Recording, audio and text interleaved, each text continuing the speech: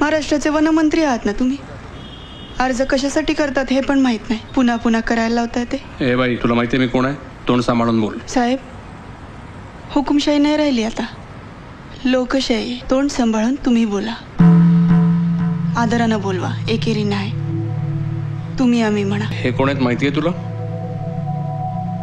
Police आहेत. मग त्यांच्या हातात काय बघितलंस? तुम्ही याला काय म्हणता माहित नाही, पण आमच्या त्याला काय म्हणतात माहितीये?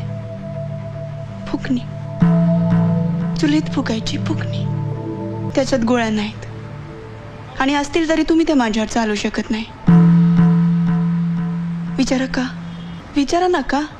मी भलेही कोणी बडी नसे, पण समजा तुम्ही माझ्यावर गोळ्या चालवल्या तर उद्या पेपरात छापून येताना असंच छापून येईल ना की वनमंत्र्याच्या केबिनमध्ये एका बाईचा खून झाला. पंचनामा होईलच की. माझा मेल्यानंतर होईल तुमचा जितेपणी. मंजिल बहुत दूर है, जाना वहाँ जरूर है, रास्ता मुश्किल है, मरना मंजूर है. कुणीतरी म्हणला मगाशी पंजाब पेटलाय, आतंक चाललाय. त्यांना सांगा, हमसे न तू खाने की न पीने की बात कर, मर्दों की तरह इस दुनिया में जीने की बात कर. जिस मातृभूमि की गोद में अरे तू पला, जिस पवित्र धूल में तू घुटनों के बल चला, उस फटे आंचल को सीने की बात कर. मर्दों की तरह इस दुनिया में जीने की बात कर. बाबांनो, मी एक छोटीशी कृष्ण भक्त आहे.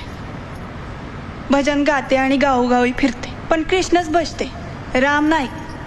राम नाही. राम क्यों नाही? त्याला कारण आहे बाबांनो. ज्यानं बायकोला सोडली त्याला मी बाई माणसानं का पूजायचं?